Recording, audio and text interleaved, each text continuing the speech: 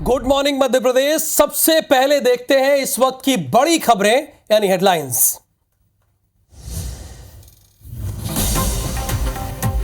तीसरे चरण में 11 राज्यों की 93 लोकसभा सीटों पर 68% मतदान। असम में सबसे ज्यादा वोटिंग। छत्तीसगढ़ की 7 सीटों पर 71 पार और मध्य प्रदेश में 66 पार।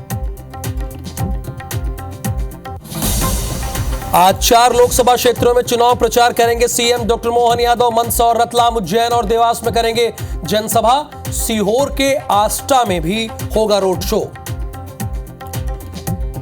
बैतूल में मतदान कर्मियों से भरी बस में लगी आग। सभी ने कूदकर बचाई अपनी जान। उधर मंडला के बुधवारी बाजार में आग लगने से कई दुकानें जलकर खाक।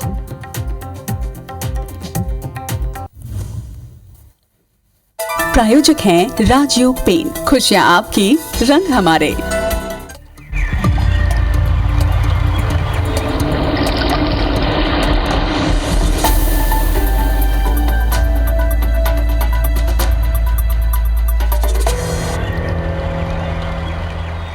तो गुड मॉर्निंग मध्य प्रदेश की पहली जो खबर है बैतूल से है। मतदान कर्मियों को लेकर जा रही बस में आग लग गई।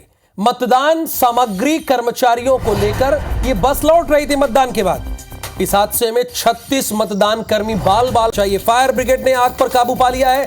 साई खेड़ा थाना क्षेत्र का यह मामला है। लेकिन सबसे इंपॉर्टेंट बात यह है इस खबर में कि इसमें 6 इलेक्ट्रॉनिक वोटिंग मशीन थी, यानी ईवीएम। 6 ईवीएम थी। और जैसा कि हमारे संवाददाता नंद किशोर पवार ने मुझे बताया है, यानी IBC 24 को जानकारी दी है, उसके अकॉर्डिंग 4 ईवीएम मशीन क्षतिग्रस्त हो गई है। तो नंद किशोर पवार इस वक्त हम बैतूल से हमारे साथ लाइव जुड़े हैं। नंद किशोर, इसमें मुझे जानना यही है और हमारे दर्शक भी यही जानना चाहते हैं कि जो 6 ईवीएम मशीन थी, क्या उसमें वोटिंग हुई थी और वो सुरक्षित हैं या नहीं है? अभी तक प्रशासन की तरफ से अपना कोई पक्ष नहीं रखा, लेकिन जो पुलिस अधीक्षक से बात हुई उनसे स्पष्ट है कि 4 मशीनें इस आगजनी में प्रभावित हुई है और कहीं ना कहीं इनका डेटा खराब भी हो सकता है। लेकिन टेक्नीशियन देखने के बाद ही स्पष्ट हो पाएगा कि इसका कितना डेटा रिकवर हो पाएगा या नहीं हो पाएगा। कुल मिलाकर के पसोपेश में प्रशासन है। जब तक टेक्नीशियन इन 4 मशीनों को चेक नहीं कर लेते तब तक स्पष्ट नहीं हो पाएगा कि इनका डेटा सुरक्षित है या नहीं है। नंदकिशोर, कम से कम उन अधिकारी का नाम तो बताइए जो अपना पक्ष रखने से डर रहे हैं। देखिए, पुलिस अधीक्षक की बात तो बहुत यहां पर आधिकारिक नहीं मानी जाएगी, वो हादसे के बारे में जानकारी दे सकते हैं। बट ईवीएम मशीन, चूंकि 6 ईवीएम मशीन थी उसमें, उसके बारे में तो प्रशासनिक अधिकारी बताएंगे। किससे किससे आपने बात करने की कोशिश की जिन्होंने रिप्लाई नहीं किया? देखिए इसमें अपर कलेक्टर से हमारी बातचीत हुई थी। अपर कलेक्टर ने स्पष्ट कर दिया था कि मौके पर कलेक्टर पहुंचे हैं। कलेक्टर ही इस मामले की जानकारी देंगे। देर रात तक कलेक्टर, ऑब्जर्वर और कलेक्टर, एसपी, तमाम आला अधिकारी इस पूरे मसले में बातचीत करते रहे। कल सुबह बात हो पाई तो उनका कहना है कि अभी फिलहाल में हम पूरा फीडबैक ले रहे हैं। फीडबैक लेने के बाद ही हम स्पष्ट कर पाएंगे कि इन मशीनों को कितना नुकसान हुआ और क्या हुआ। हालांकि इन्होंने कहा है कि हम थोड़ी देर बाद बात करेंगे, लेकिन कब बात करेंगे ये अभी तक स्पष्ट नहीं हो पा रहा है। जरा नंदकिशोर बताइए तो वो कलेक्टर कौन से हैं जो रात से लेकर सुबह तक वो देख ही रहे हैं? उनका नाम क्या है वो महाशय रात से अब तक देख रहे हैं? अरे बता देने के बजाय 6 इलेक्ट्रॉनिक वोटिंग मशीन है, अभी फीडबैक ही ले रहे हैं वो। देखिए इस मामले में कलेक्टर जो सूर्यवंशी जी, इनका कहना है कि टेक्नीशियन इस मामले में पूरी दारोमदार रखता है कि टेक्नीशियन चेक करेगा और ईवीएम का मामला, इसलिए किसी तरह से कोई भी गलत तरीके की छेड़खानी ना हो, इसको लेकर एक्सपर्ट से ही इन मशीनों को चेक करवाया जाएगा और एक्सपर्ट ही इन पूरे मामले में अपना रिव्यू रख पाएंगे कि आखिर क्या कुछ नुकसान हुआ है या नहीं हुआ है।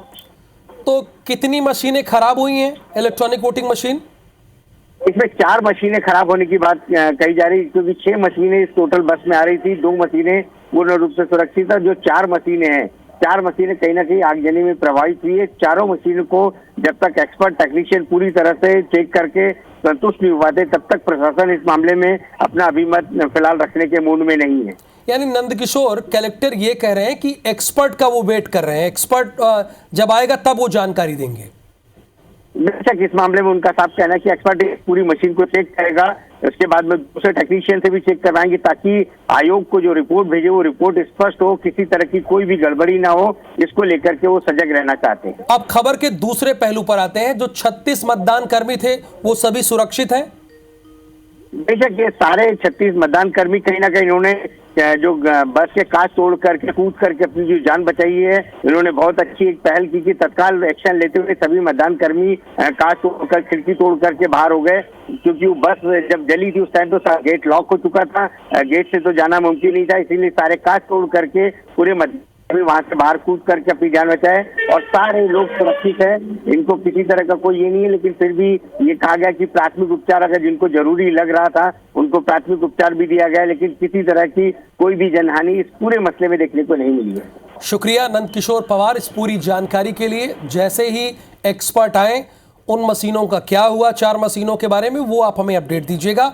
खबर मंडला से है। मंडला के नयनपुर के बुधवारी बाजार में भीषण आग लग गई। जूते, चप्पल और कपड़े की दुकान में आग लग गई। करीब 3 दुकानों में आग फैली है और आग लगने से दुकानें जलकर खाक हो गई थी। हालांकि दमकल विभाग की टीम ने आग पर काबू पा लिया है। उन्होंने आग पर काबू पा लिया है। जूते, चप्पल और कपड़े की दुकानों में ये आग लगी है।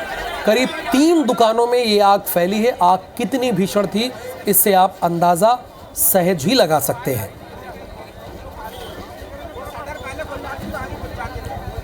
बैतूल के बाद ये खबर मंडला से, जहां पर 3 दुकानों में भीषण आग लग गई।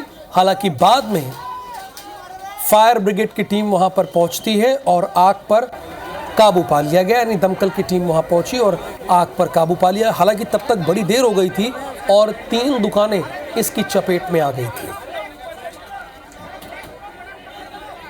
को रीवा लेकर चलते हैं। पुलिस ने नशे के सौदागरों पर बड़ी कार्रवाई की है।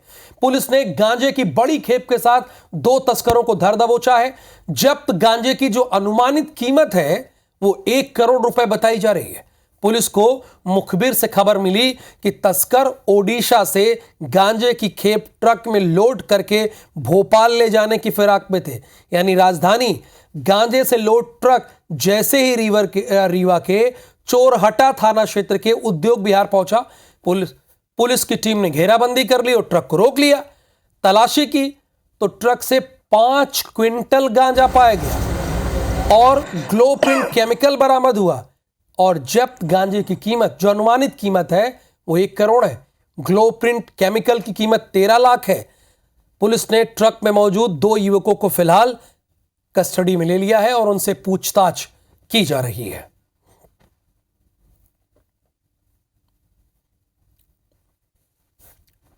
चोरहटा थाने के अंतर्गत वहाँ पर एक ट्रक की जब्ती की गई है, जिसमें 5 क्विंटल गांजा पकड़ा गया है और उसके साथ में करीब बड़े बड़े केमिकल्स के बड़े बड़े कंटेनर्स हैं। तो उसको लेकर आ रहे थे। उसके नीचे जो है इन्होंने गांजा छिपाया हुआ था, तो 5 क्विंटल गांजा जब्त हुआ है।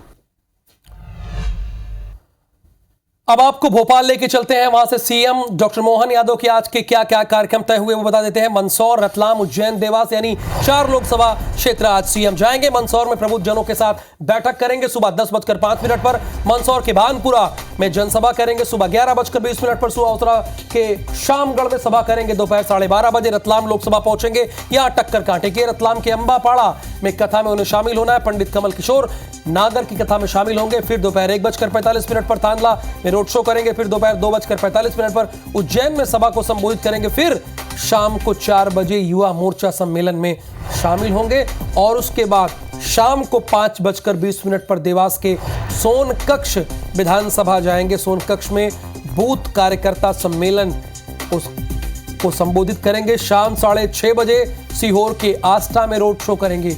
यानी सुबह से लेकर शाम तक जो मोहन यादव का कार्यक्रम लगा हुआ है वो चुनावी कार्यक्रम है। सुबह से लेकर शाम तक मोहन यादव का, डॉक्टर मोहन यादव का जितने भी कार्यक्रम हैं वो सारे चुनावी कार्यक्रम हैं।